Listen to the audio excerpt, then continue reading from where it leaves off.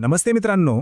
आज आपण इयत्ता 7वीच्या इंग्लिश पुस्तकातली एक अशी गोष्ट बघणार आहोत जी खरंच खूप मॅजिकल आहे. गोष्टीचं नाव आहे from the selfish giant. Oscar Wilde यांनी लिहिलेली ही गोष्ट आहे एका स्वार्थी राक्षसाच्या आणि त्याच्यात होणाऱ्या एका खूप मोठ्या बदलाची, ज्याला आपण म्हणतो ट्रान्सफॉर्मेशन. मग तयार आहात त्या प्रवासासाठी? चला तर मग.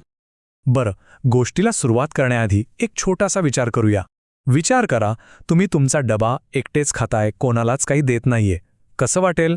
थोडं एकटं वाटेल नाही का? आता विचार करा की तुम्ही मित्रांसोबत सगळं शेअर करताय, मिळून खेळताय, किती मजा येते. हा जो शेअरिंगचा आनंद आहे ना, तोच आपल्या गोष्टीमधल्या राक्षसाला सुरुवातीला कळतच नव्हता. त्यालाही हाच धडा शिकावा लागला होता. तर मग चला कथेच्या पहिल्या भागाकडे वळूया, ज्याचं नाव आहे स्वार्थाची भिंत. बघूया की कशी एक सुंदर हसती खेळती बाग एकाकी थंडगार हिवाळ्यात बदलून गेली. ही बघा, ही होती त्या राक्षसाची बाग. शाळा सुटली की रोज दुपारी लहान मुलं थेट इथे यायची खेळायला. आणि बाग तरी किती सुंदर होती. विचार करा, मऊशार हिरवंगार गवत, पीचची सुंदर झाडं आणि त्यावर बसून पक्षी छान गाणी म्हणायचे. मुलं नेहमी म्हणायचे, अरे वा, इथे खेळायला किती मज्जा येते. पण मग एके दिवशी तो राक्षस परत आला, तब्बल 7 वर्षांनी, आणि त्याने मुलांना आपल्या बागेत खेळताना पाहिलं. तो इतका चिडला, इतका रागावला आणि ओरडला, ही माझी बाग आहे, माझी. त्याने काय केलं माहितीये? बागेच्या चारही बाजूंनी एक उंच उंच भिंत बांधली आणि एवढंच नाही तर बाहेर एक बोर्ड लावला ज्यावर लिहिलं होतं, ट्रेसपासर्स विल बी प्रॉसिक्युटेड. म्हणजे काय? तर घुसखोरांना शिक्षा होईल. बिचारी मुलं आता खेळणार तरी कुठे? आता मुलं तर गेली, पण त्यांच्या जागी बागेत कोण आलं माहितीये? हिवाळ्याचे खास पाहुणे. कोण कोण? तर स्नो म्हणजे बर्फ, फ्रॉस्ट म्हणजे दव, नॉर्थ विंड तो उत्तरेकडून येणारा थंडगार वारा, आणि हेल म्हणजे गारा. या चौघांनी मिळून त्या सुंदर बागेवर अक्षरशः कब्जा केला. आता इथे ना एक खूप इंटरेस्टिंग गोष्ट आहे. इंग्लिशमध्ये याला पर्सॉनिफिकेशन म्हणतात आणि मराठीत चेतन गुणोक्ती अलंकार. म्हणजे काय? तर निसर्गातल्या गोष्टींना माणसांसारखं वागताना दाखवणं. बघा, या गोष्टीत लेखक काय म्हणतात? स्नोने जणू काही पांढरी शुभ्र चादरच पांघरली. फ्रॉस्टने सगळ्या झाडांना चांदीचा रंग दिला. नॉर्थ विंटर दिवसभर गर्जना करायचा. आणि हेल म्हणजे गारा, त्या तर राखाडी कपडे घालून छतावर नाचायच्या. किती मस्त कल्पना आहे ना? पण एक प्रश्न मनात येतो नाही का, की त्या बागेत वसंत ऋतू का नाही आला, उन्हाळा का नाही आला? बघा, शरद ऋतूने बाकीच्या सगळ्या बागांना सोनेरी फळं दिली, पण राक्षसाच्या बागेला काहीच नाही. का? कारण निसर्गच म्हणाला, ही इज टू सेल्फिश. तो खूप जास्त स्वार्थी आहे आणि म्हणूनच त्याच्या बागेत कायमचा हिवाळा ठाण मांडून बसला होता. पण मग एक अशी गोष्ट घडली ज्यामुळे सगळं काही बदलून गेलं.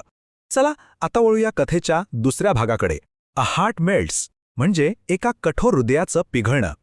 एके दिवशी सकाळी राक्षस त्याच्या पलंगावर पडून होता आणि अचानक त्याला एका लहानशा पक्षाचं, लिनेट नावाच्या पक्षाचं खूप गोड गाणं ऐकू आलं. ते इतकं मधुर होतं की त्याला वाटलं जणू काही राजाचे संगीतकारच आले आहेत. त्याचवेळी खिडकीतून एक मंद गोड सुगंध आला आणि त्याच्या मनात कुठेतरी एक आशेचा किरण जागा झाला. त्याला वाटलं, अरे वाह, अखेर वसंत ऋतू आला वाटतं. आणि मग त्याने खिडकीतून बाहेर पाहिलं. त्याने जे दृश्य पाहिलं त्याने त्याचं कठोर हृदय खऱ्या अर्थाने पिघळलं. भिंतीतल्या एका छोट्याशा भोकातून मुलं बागेत शिरली होती. पण बागेच्या एका दूरच्या कोपऱ्यात एक अगदी लहान मुलगा उभा होता. तो इतका छोटा होता की त्याला झाडाच्या फांदीपर्यंत पोचता येत नव्हतं. आणि तो रडत होता. त्या रडणाऱ्या मुलाला पाहून राक्षसाला त्याची चूक कळली. त्याला समजलं की वसंत ऋतू त्याच्या बागेत का येत नव्हता. तो स्वतःशीच म्हणाला, how selfish I have been. मी किती स्वार्थी होतो. आणि मग काय झालं असेल? अरे, बाग पुन्हा एकदा फुलांनी भरली. त्या थंडगार तुरुंगाचं रूपांतर मुलांच्या हसण्या खेळण्याने भरलेल्या एका आनंदी मैदानात झालं. तर राक्षसाने काय केलं? सगळ्यात आधी त्याने एक मोठी कुऱ्हाड घेतली आणि ती स्वार्थाची भिंत तोडून टाकली. मग काय, मुलं अजिबात न घाबरता धावत आत आली आणि त्यांच्यासोबतच वसंत ऋतूही आला. आणि सगळ्यात महत्त्वाचं, तो राक्षस आता त्या मुलांसोबत खेळत होता. खूप खूप आनंदी होता. त्याची बाग आता कायम मुलांसाठी खुली झाली होती. चला, ही सुंदर गोष्ट तर आपण पाहिली, पण आता थोडं परीक्षेच्या तयारीकडे वळूया. या कथेतले महत्त्वाचे मुद्दे लक्षात कसे ठेवायचे, यासाठी काही खास ट्रिक्स बघूया का? आता हे बघा, हे खूप महत्त्वाचं आहे. याला आपण म्हणूया ट्रान्सफॉर्मेशन मॅट्रिक्स. इथे स्वार्थी राक्षस आणि उदार राक्षस यांच्यात काय फरक होता हे अगदी स्पष्ट दिसतंय. बघा, जेव्हा तो स्वार्थी होता त्याने काय केलं? भिंत बांधली. निसर्गाने त्याला काय दिलं? हिवाळा. आणि त्याला कसं वाटत होतं? एकटा आणि दुःखी. पण जेव्हा तो उदार झाला त्याने काय केलं? भिंत तोडली. निसर्गाने त्याला काय दिलं? वसंत ऋतू. आणि त्याला कसं वाटलं? प्रेमळ आणि खूप आनंदी. तर यातून आपण काय शिकलो? उदारतेमुळे खरा आनंद मिळतो आणि स्वार्थीपणामुळे फक्त एकटेपणा. चला, पटकन काही महत्वाचे शब्द आणि त्यांचे अर्थ बघून घेऊया. लेनेट म्हणजे एक लहान गाणारा पक्षी. परफ्यूम म्हणजे छान सुगंध. केसमेंट म्हणजे खिडकी. क्रीप्ट म्हणजे हळूच गुपचूप सरकणे. आणि ब्लॉसम म्हणजे झाडाला आलेला बहर, ती सुंदर फुलं. आणि आता येते सगळ्यात भारी गोष्ट, परीक्षेसाठी खास मेमरी ट्रिक्स. हिवाळ्याचे ते 4 पाहुणे लक्षात ठेवायचेत. सोपं आहे, लक्षात ठेवा. SFNH म्हणजे स्नो फॉल्स नेव्हर हिट्स. आणि संपूर्ण कथेचा फ्लो लक्षात ठेवायचा असेल तर CGWBS म्हणजे cute giants want beautiful springs. आहेत की नाही एकदम सोप्या ट्रिक्स? ओके, तर मग आतापर्यंत आपण जे काही शिकलो ते जरा तपासून बघूया. तयार आहात एका छोट्या टेस्टसाठी? चला बघूया. पहिला प्रश्न, कोणत्या नैसर्गिक घटकाचं वर्णन रॅप्ड इन फर्स असं केलं आहे? म्हणजे ज्याने फरचे कपडे घातले आहेत. ऑप्शन्स आहेत स्नो, फ्रॉस्ट, नॉर्थ विंड की हेल. विचार करा. आणि बरोबर उत्तर आहे सी, नॉर्थ विंड. कारण गोष्टीत त्याचं वर्णन असं केलंय की तो थंडगार वारा फरचे कपडे घालून फिरत होता. ओके, पुढचा प्रश्न. राक्षसाचं मन, त्याचं हृदय कशामुळे बदललं? सुंदर बर्फामुळे, लहान मुलाला रडताना पाहून, मोठ्या आवाजाच्या वाऱ्यामुळे की सोनेरी फळांमुळे?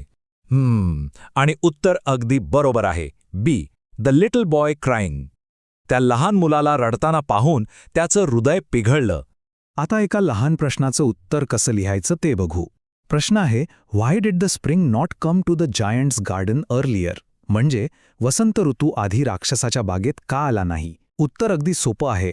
Because the giant was selfish and built a wall. कारण सरळ होतं, राक्षस खूप स्वार्थी होता आणि त्याने मुलांना बागेत येण्यापासून रोखलं होतं. आणि हा एक शेवटचा प्रश्न. The Frost painted all the trees silver. या वाक्यातला अलंकार ओळखायचा आहे. आठवतंय का आपण काय शिकलो? बरोबर ओळखलत, हा आहे पर्सॉनिफिकेशन म्हणजेच चेतन गुणोक्ती. कारण फ्रॉस्ट म्हणजे हे माणसासारखं झाडांना पेंट करतंय असं वर्णन आहे. आणि आता तुमच्यासाठी एक छोटासा पण खूप छान होमवर्क. कल्पना करा की तुम्ही त्या मुलांपैकी एक आहात आणि तुम्हाला आता त्या सुंदर बागेत पुन्हा खेळायला मिळत आहे. तर त्या बदललेल्या प्रेमळ राक्षसाला थँक्यू म्हणण्यासाठी एक छोटीशी नोट किंवा पत्र लिहा. नक्कीच खूप मजा येईल हे करताना. तर मग जाता जाता या कथेतला सगळ्यात महत्वाचा विचार नेहमी लक्षात ठेवा. A garden like a heart blooms brightest when shared. याचा अर्थ काय की बाग असो किंवा आपलं मन, ते तेव्हाच खरं बहरतं जेव्हा आपण त्यातला आनंद इतरांसोबत वाटून घेतो. मला आशा आहे की हा पाठ तुम्हाला नक्कीच आवडला असेल. जर तुम्हाला असेच आणखी धडे सोप्या आणि मजेशीर पद्धतीने शिकायचे असतील तर सरस्वती स्कूल या आपल्या YouTube चॅनलला सबस्क्राईब करायला विसरू नका.